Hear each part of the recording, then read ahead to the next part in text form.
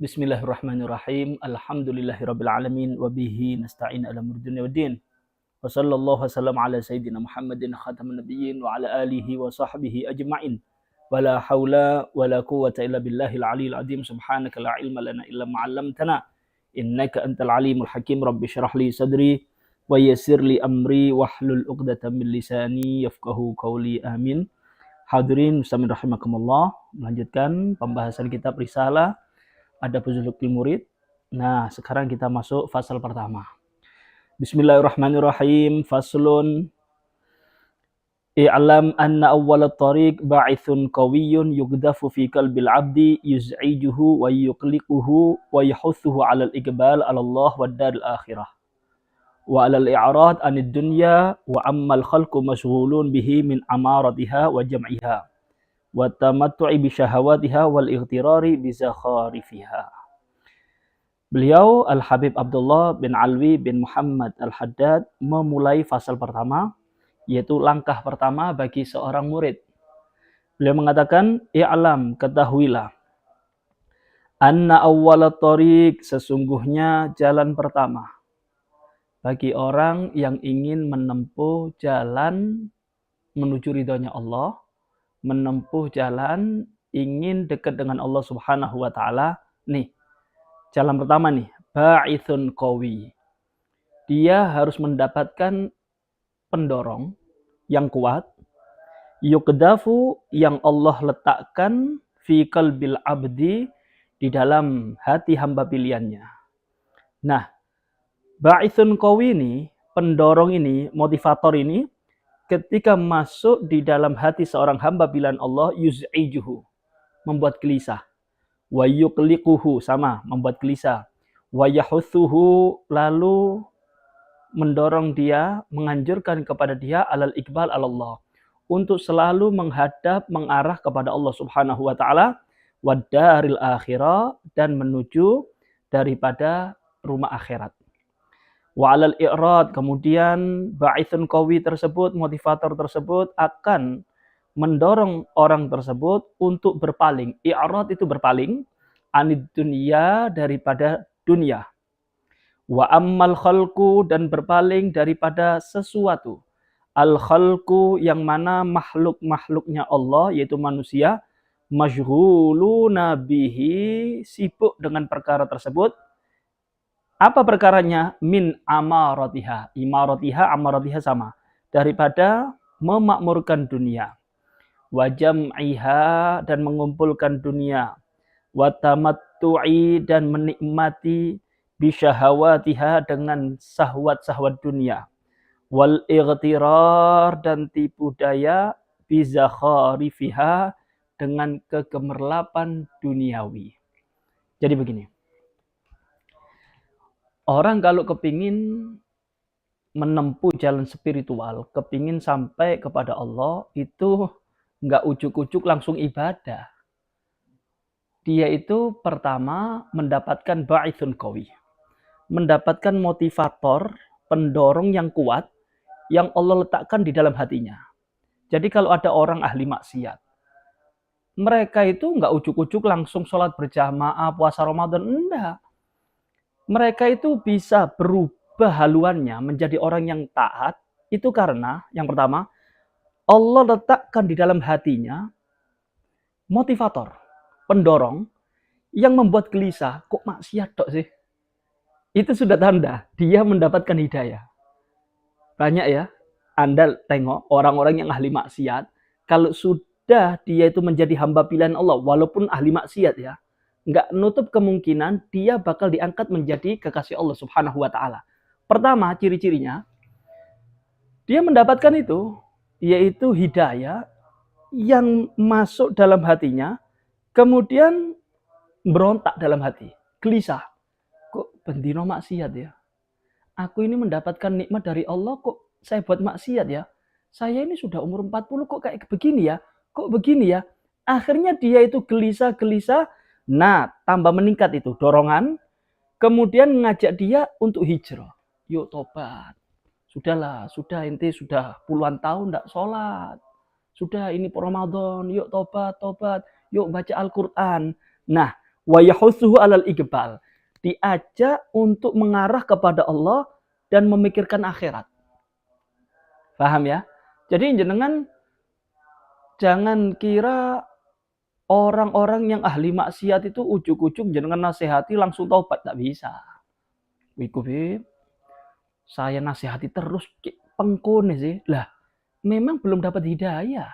Maka dari itu bagi Anda para ustadz, ketika Anda menasehati orang-orang yang belum mendapatkan hidayah, jangan asal nasihat, doakan mudah-mudahan dapat hidayah. Paham ya? Kalau Anda sekedar ngasih nasihat tanpa hidayah daripada Allah Ta'ala, walaupun Anda bacakan Al-Quran 30 juz, percuma, tidak bakal gerak itu. Paham? Harus mendapatkan ba'isun qawi. Nah, setelah itu dia akan berpaling dari dunia, sumpek dia. Dia mikir, duh, aku kok urusan dunia dok ya. Sebelum subuh wis buka nang pasar aku. Setelah itu ndak sholat subuh. Kemudian dunia banyak tapi kok sumpek ya, astagfirullah, sudah dah. Akhirnya dia itu malas. Urusan dunia dengan kegemerlapan dunia itu sumpek. Tuh, ternyata dunia ini fitnah. Dunia itu tempat tipuan. Dunia, ya Allah. Teman-temanku yang numpuk-numpuk dunia ternyata uangnya habis buat operasi, rumah sakit, ini macam-macam. Ya Allah, astagfirullah. Itu ba'isun qawi. Itu dapat pendorong yang kuat itu. Ini kata beliau, kata Habib Abdul Haddad, wahadzal ba'is. Nah, di paragraf selanjutnya nih ya, wahadzal ba'is. Motivator ini, pendorong ini, min junudillah. Ini termasuk bala tentaranya Allah. Nah, itu tentaranya Allah. Yang Allah kirim terhadap hati hamba pilihannya. Bala tentaranya Allah, al-batina, yang bersifat batin. Kalau malaikat, dohir kelihatan. Ini batin. Nah, tentaranya Allah itu. Wahwa min nafahatil inayah. Ini adalah anugerah Allah. Termasuk anugerah Allah. Inayah. Termasuk daripada perhatian Allah. Perhatian khusus terhadap hamba pilihannya. Wa a'lamil hidayah. Dan ini tanda dia mendapatkan hidayah. Nah, dikatakan begini. Nabi Muhammad SAW beliau bersabda, Innan nura idza dakhala al-qalba insaraha lahu sadru wan fatah. Kalau sudah cahaya iman, cahaya Islam itu masuk di dalam hati seseorang, maka yang dirasakan itu dadanya itu longgar, enteng, enak gitu. Nah, kemudian para sahabat penasaran, ya Rasulullah, hal lidzalika min alamatin yu'rafu biha. Wahai Rasul, apakah ada tanda-tanda orang itu sudah mendapatkan nur hidayah, cahaya Islam, cahaya hidayah? Maka Nabi Muhammad SAW mengatakan, iya, ada tanda ya. Tanda orang itu mendapatkan cahaya ilahi, yaitu yang pertama, at-tajafi an daril ghurur. Dia itu menjauh daripada rumah, daerah, tempat yang penuh tipu daya, yaitu dunia. Sumpek sudah. Ngelihat dunia ini sumpek. Adik kakak gelut. Kemudian orang-orang itu rebutan warisan, rebutan jabatan, bahkan bisa cekcok bunuh-bunuhan gara-gara dunia. Urusan parkiran, ya Allah, nyawa melayang. At-tajafi an daril ghurur. Dah sumpek dah. Jauh, menjauh. Setelah menjauh, dikurangi sudah. Jadi kesibukannya dia urusan dunia ya dikurangi. Dulu ngebu-ngebu ya apa carane? Aku ini ganti mobil Ferrari. Wes. Gaya. Seperti orang-orang sekarang nih ya di medsos-medsos ada motivator apa itu? Biar kaya itu trading.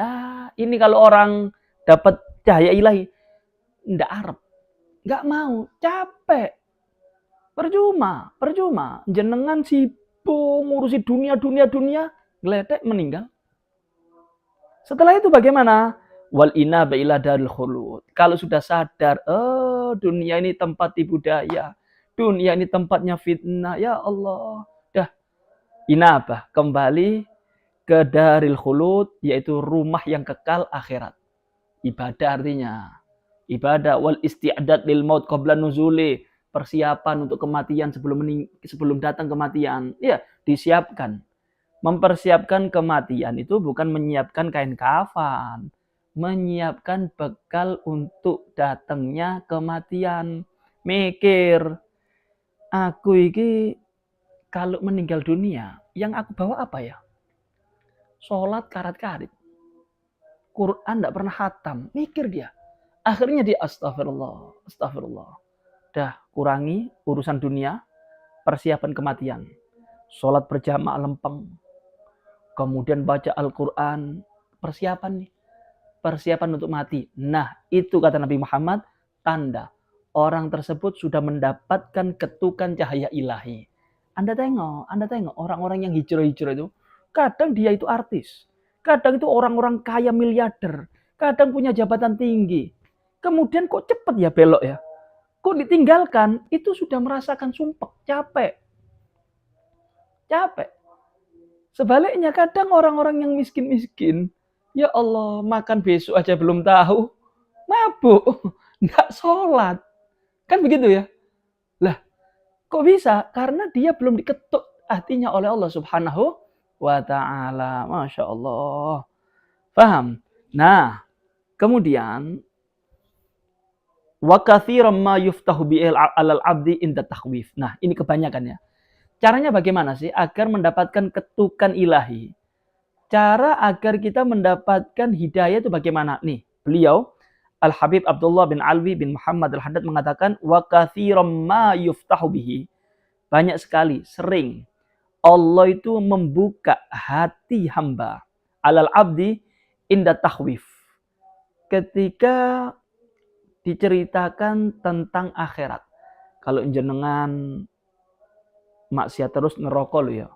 Jenengan ndak wedi dah kalau meninggal suul khotimah. Kadang-kadang orang itu kebuka ketika ditakut-takuti. Paham ya? Orang ahli maksiat, teman jenengan ahli maksiat.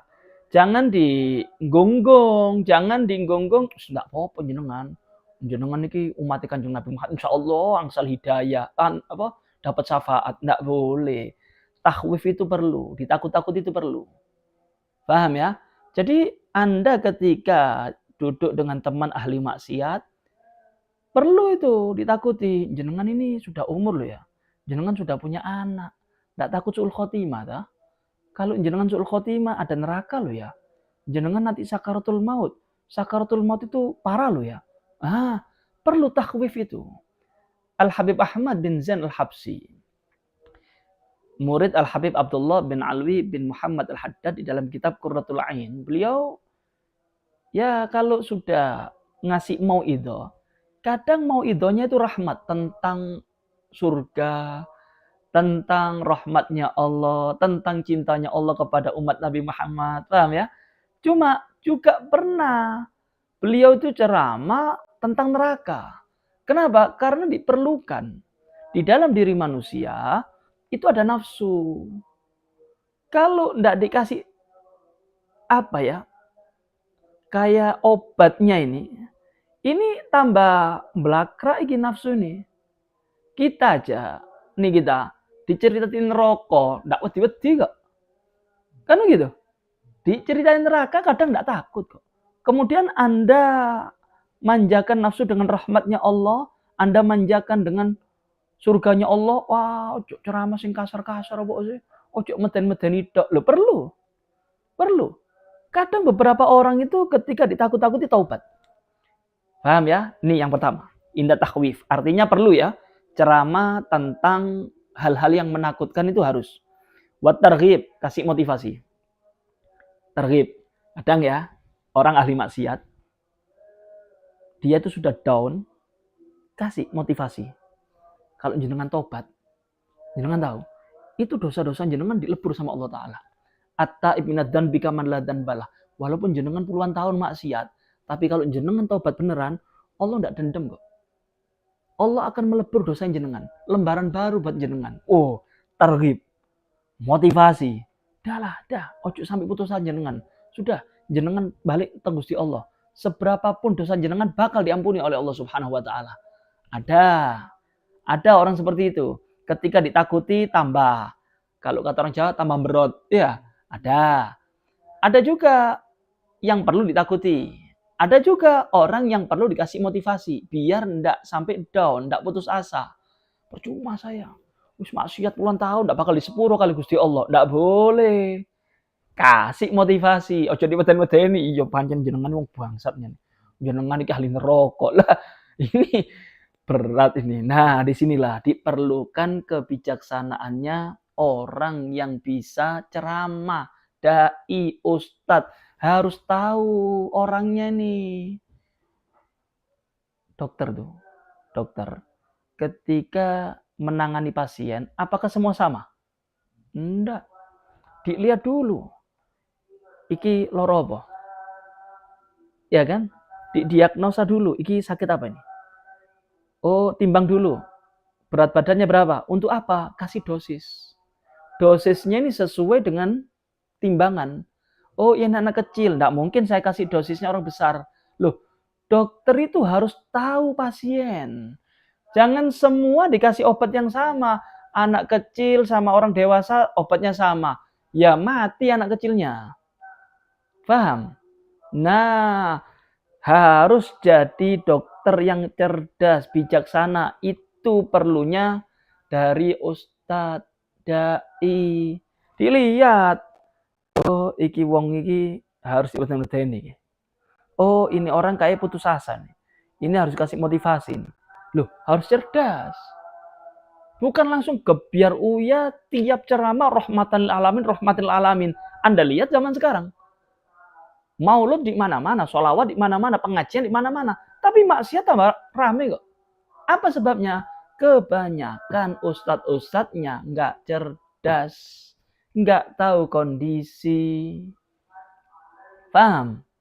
Nah, wat tashwik. Kemudian caranya juga tashwik. Bangkitkan rasa rindu kepada Allah. Ya, diceritakan, Mas, jenengan ini umat Nabi Muhammad ya. Nabi Muhammad itu selalu merindukan umatnya. Nabi Muhammad itu ingin semua umatnya mlebu swarga. Jenengan enggak kepingin tak kepethuk Nabi Muhammad. Loh, rindu. Dibangkitkan, rasa rindu dibangkitkan. Jenengan tuh Mas, dapat nikmat dari Allah loh ya. Coba Anda lihat, mata jenengan gratis. Jenengan paru-paru, jantung normal. Allah ngasih nikmat kepada jenengan. Jenengan enggak kepingin tak cedek kali Gusti Allah. Loh, sadar. Nah, paham ya? Jadi ini kebanyakan, kata beliau, Al-Habib Abdullah bin Alul Haddad, orang mendapatkan hidayah itu ada kalanya ditakut-takuti. Ada kalanya dikasih motivasi. Ada kalanya dibangkitkan rasa rindunya untuk akhirat. Perlu. Terkadang juga wa indan nadhar ila ahlillah. Kadang melihat kepada waliullah. Iya. Orang-orang tuh kalau sudah ahli maksiat kadang coba-coba. Ono apa saya iku pengajian apa? Datang ngelihat kiai, ngelihat habib, nangis. Itu bisa. Allah mengetuk hati seorang hamba dengan cara seperti itu. Melihat kepada wajah orang yang dicintai oleh Allah. Ngelihat. Mau nangis. Banyak ya di YouTube itu orang-orang tobat ngelihat Habib Umar ya. Lah, wa indan nadhar ila ahlillah. Ngelihat wajah daripada orang yang dicintai oleh Allah Subhanahu wa taala. Wan nadhar minhum. Begitu juga kadang dipandang oleh orang soleh. Orang soleh ngelihat orang yang ahli maksiat langsung taubat. Ada. Waqad yaqub biduni sabab. Dan terkadang juga terjadinya hidayah nur ilahi masuk di dalam hati seorang hamba itu tanpa sebab. Itu sunnatullah. Dah, tapi kebanyakan ada sabab musababnya. Paham ya? Di antaranya Utbatul Ghulam, seorang sufi. Kemudian beliau itu Masya Allah, wali min auliyaillah, Utbatul Ghulam. Peminum, taubat. Apa sebabnya? Coba. Hadir ke majelisnya Imam Hasan Al-Basri. Di antaranya juga Fudail bin Iyad. Fudail bin Iyad ini, bosnya preman. Tukang begal. Taubat. Gurunya Imam Syafi'i. Allah. Diangkat derajatnya oleh Allah Ta'ala. Jadi tidak nutup kemungkinan. Anda jangan sampai pesimis. Saya ini penuh dosa. Tidak boleh seperti itu. Allah itu bisa merubah. Orang yang hina diangkat menjadi mulia. Orang yang mulia dihinakan oleh Allah. Bisa. Allah maha mampu. Dan ini yang ditakutkan oleh para wali. Yaitu merubah keadaan. Makanya ojo sombong. Paham? Kalau jenengan jadi orang yang taat, syukur alhamdulillah. Ngelihat orang ahli maksiat, jangan caci maki. Terus bagaimana doakan? Mudah-mudahan dapat hidayah. Kenapa? Takutnya dirubah sama Allah Ta'ala. Anda yang ahli maksiat, dia diangkat menjadi orang yang ahli taat. Allah maha mampu. Paham ya? Nah, kemudian beliau melanjutkan. Al-Habib Abdullah melanjutkan. Wa ta'arrudu linnafahat, menyodorkan diri, menghadang kita terhadap nafahat. Nafahat itu anugerahnya Allah, pemberiannya Allah. Ma'murun bihi, itu adalah hal yang diperintah oleh syariat. Wa muraghabun fi, dan dianjurkan oleh syariat. Wal intidaru, menunggu. Wal irtiqab, sama. Intidar, irtiqab, itu sama artinya menunggu. Biduni ta'arrud, tanpa menyodorkan diri terhadap pemberian Allah. Waluzumil bab, dan menetap di dalam satu pintu. Humkun wa ghabawatun, itu adalah bentuk kedunguan, kebodohan. Jadi kalau ada orang yang mengatakan saya belum dapat hidayah, dah gampang aja. Nanti saya sholatnya nunggu hidayah. Lah, hidayah itu dicari, Mas. Kalau Anda duduk di pos kamling, hidayah dari mana? Sodorkan diri jenengan untuk mendapatkan anugerah daripada Allah Subhanahu wa Ta'ala. Dan anugerah Allah, pemberian Allah itu banyak. Ada di dalam hari, malam Jumat, hari Jumat, ada di tempat majelis ilmu, di masjid. Itu kan tempat-tempat pemberiannya Allah. Kemudian ada bulan Ramadan. Itu pemberiannya Allah. Banyak di situ. Nafahat. Anugerahnya Allah. Hidayahnya Allah. Rahmatnya Allah. Banyak di situ. Lah kemudian jenengan duduk di pos kamling. Ayo Mas, sholat. Si turun antu hidayah. Lah, ini humkun wa ghabawa. Ini kedunguan. Sodorkan dulu diri jenengan. Aku males sih sholat ini. Percuma aku sholat saiki tok, engko ndak sholat maneng. Urusan lain. Pokok yang penting jenengan sudah melaksanakan perintah. Apa itu? Nyodorkan diri jenengan untuk mendapatkan anugerahnya Allah. Paham ya? Jadi Ramadan. Ojo nantang Gusti Allah. Cobalah poso. Percuma saya ini. Percuma wis ndak bakalan untuk sepuro di Gusti Allah. Ndak boleh. Aku kepingin dapat ampunan Allah bulan Ramadan. Aku tak tobat. Walaupun coba-coba. Dapat. Anda lihat dah di dalam kitab Irsadul Ibad. Bagaimana orang yang nggak pernah sholat. La yusolli illa gitu. Anda pernah sholat. Kecuali sawaya-waya. Nggak pernah sholat. Tapi ketika masuk bulan Ramadan, persiapan. Beli pakaian baru. Beli minyak yang paling harum, paling mahal. Untuk apa? Memuliakan bulan Ramadan. Kan begitu? Singkat cerita, ternyata preman ini yang nggak pernah sholat, masuk bulan Ramadan, ngodoi sholat-sholat yang pernah ditinggal. Baru ibadah di bulan Ramadan. Tapi dengan niatan memuliakan bulan Ramadan. Pakaian baru, minyak paling harum. Kemudian apa? Meninggal dunia. Akhirnya apa? Dapat ampunan Allah. Dapat ampunannya Allah. Barokahnya apa? Ta'arrud. Nyodorkan diri, menghadang daripada pemberian, anugerah daripada Allah Subhanahu wa Ta'ala. Jadi, dungu orang yang mengatakan, wis mas, engko gampang. Ngenteni untuk hidayah, dungu. Bodoh itu. Paham? Kaifa waqad qala alaihi salatu wassalam. Bagaimana mungkin dia itu cukup menunggu di tempat tanpa ada gerakan kepingin dapat hidayah. Ibaratnya begini. Saya kepingin kaya tapi tidak kerja. Percaya dengan? Ya tidak bisa. Saya kepingin punya anak tapi tidak nikah. Tidak mungkin. Usaha dulu. Kerja. Ta'arud. Jenengan sodorkan dulu diri jenengan untuk cari sebab-sebab kaya. Saya kerja, saya ini. Nah, setelah itu pasrah kepada Allah. Paham ya? Nih, Nabi Muhammad sallallahu alaihi wasallam bersabda, "Inna li rabbikum fi ayyami dahrikum nafahat, ala fata'arradu laha." Sesungguhnya Tuhan kalian, wahai umat Nabi Muhammad, di masa-masamu ketika di dunia itu nafahat, banyak pemberian. Ala fata'arradu laha, maukah kamu, sudihkah kamu untuk menghadang daripada pemberiannya Allah? Hadangan, ojo ngenteni. Nah ini kan kurang ajar. Ibarat presiden bagi-bagi nih, bagi-bagi. Ada di alun-alun, bagi-bagi pakaian, sembako. Tante niki wis lek pancen presiden wong apian ya internang omahku. Loh, ya dijulek-julekno jenengan. Loh, ke sana dulu. Ngikut antri. Dah desel-deselan mboten napa-napa pun. Ya, yang penting dapat sembako kan begitu. Nah, Allah juga seperti itu. Allah itu setiap hari, setiap waktu mempunyai anugerah. Terus bagaimana? Ya sodorno. Ya jenengan hadang. Tiap subuh hayya 'alas shalah, ya ojo turu. Paksa diri. Jenengan males ibadah, peksa. Ya apa carane dapat daripada anugerahnya Allah Subhanahu wa taala.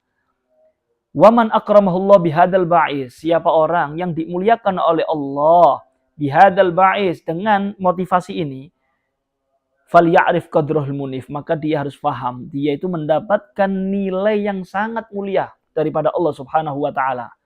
Lalu wal ya'lam, hendaknya dia mengetahui annahu min a'dhami ni'amillah. Harus sadar dia itu bahwasanya anugerah tersebut, hidayah tersebut itu adalah termasuk di antara nikmat Allah yang paling agung. Allati la yuqaddaru qadruha, yang tidak bisa dinilai. Ukurannya tidak bisa dinilai ini. Wala yublaghu syukruha, nggak bisa digapai dengan cukup mengatakan alhamdulillah, nggak bisa. Saking besarnya. Kenapa? Lihat. Coba Anda bayangkan. Di antara teman-teman jenengan, ya kan? Kemudian Anda yang hadir majelis ilmu. Apa enggak syukur jenengan? Paham? Jadi berarti Anda mendapatkan anugerah, dorongan yang kuat yang Allah berikan kepada jenengan. Teman-teman jenengan bisa hadir. Hujan, jenengan hujan ya hadir. Kan begitu? Loh, ini hidayah seperti ini, wow, enggak bisa disyukuri dengan kata-kata alhamdulillah dah.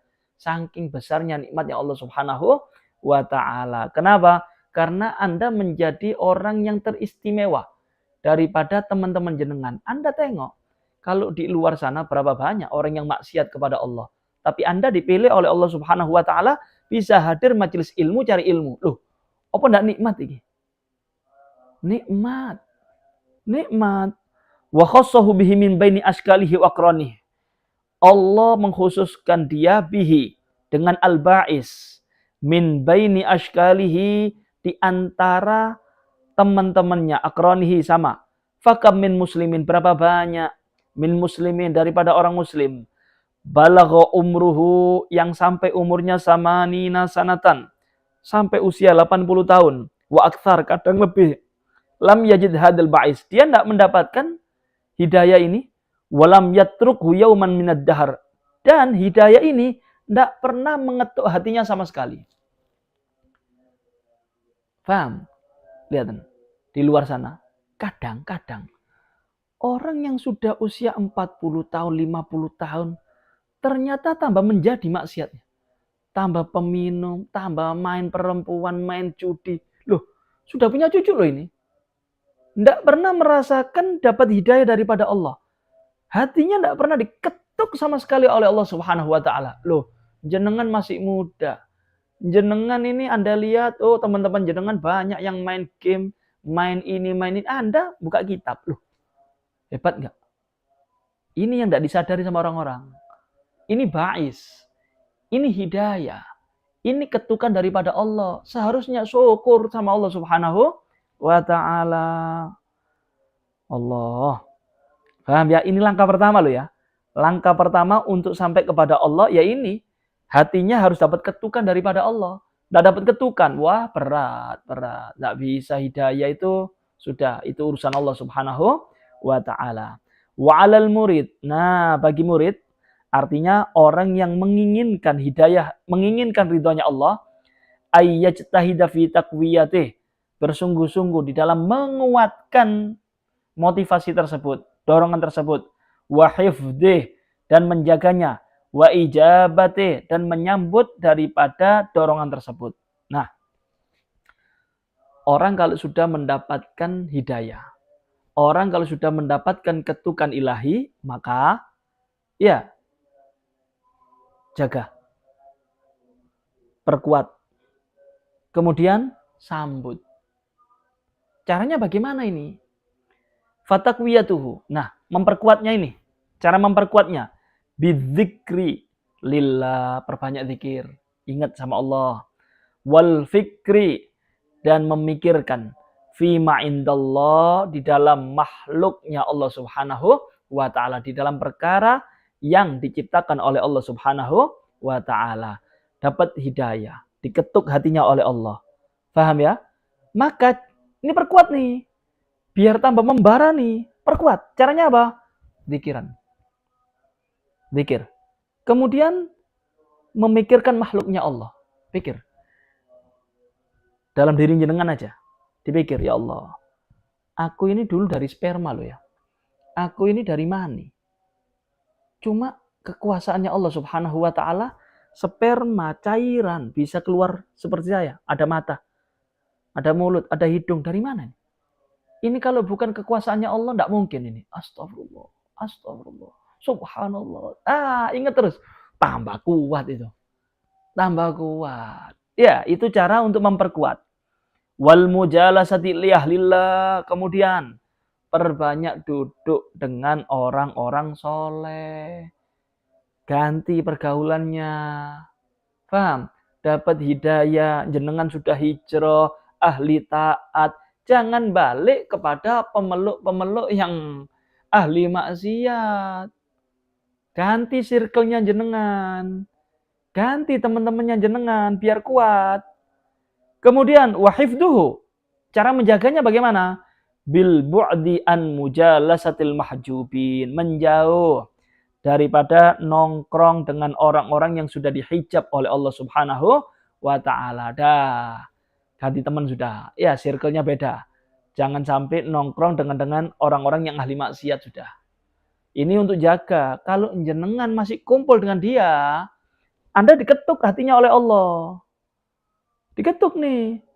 Tapi tongkrongannya tetap orang-orang ahli maksiat. Redup. Redup. Akhirnya nular nih. Ini penyakit-penyakit maksiat ini akan masuk dalam hati lagi. Balik maneng maksiat. Eman, sayang. Padahal hidayah ini tidak Allah berikan kecuali kepada hamba pilihan. Tapi Anda sia-siakan. Anda kalau sudah diketuk hatinya oleh Allah, Anda sudah mendapatkan cahaya ilahi, Joko. Dijaga. Ini nikmat daripada Allah. Dah. Jangan kumpul lagi. Ditelepon, ayo mas, cangkruan. Dah. Makasih. Mudah-mudahan jenengan dapat hidayah. Dah. Sombong jenengan ini. Jenengan gaya. Sok suci. Biar. Rupa dah. Ahli zikir. Ahli taat. Ahli sholawatan. Najos ini. Ini baru menjaga daripada pemberian Allah Subhanahu wa Ta'ala. Kemudian. Wal i'rad an waswati syayatin. Berpaling daripada bisikan setan. Dah. Jangan gubris. Kadang ya orang-orang itu kalau yang sudah hijrah itu terbesit dalam hatinya. Apa ya? Bisikan setan. Kamu ini pura-pura toh. Bentar lagi maksiat kok. Ini mungkin 1 minggu, 2 minggu.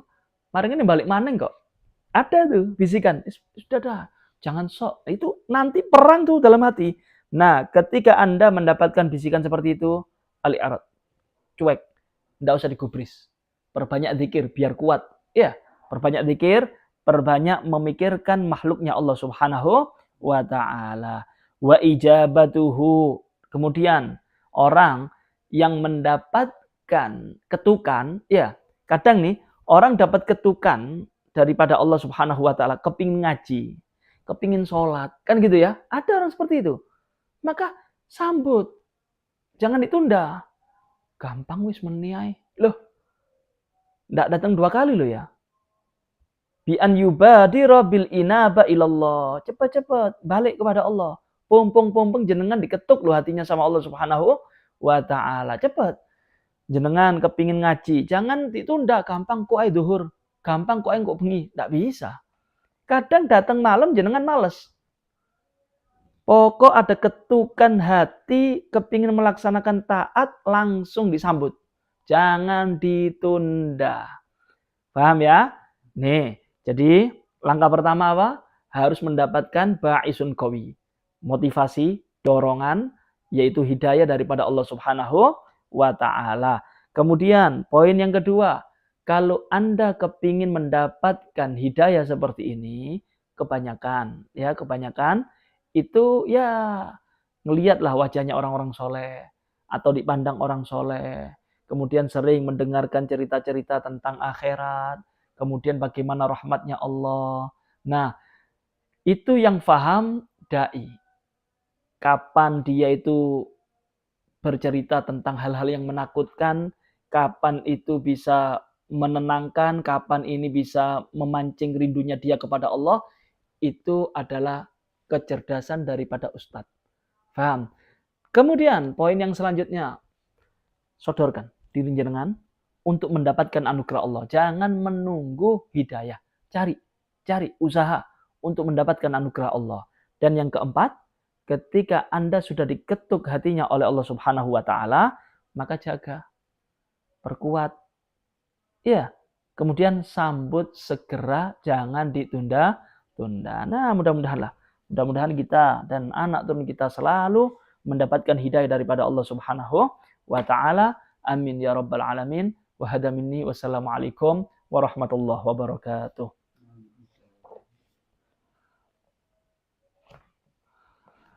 Nah,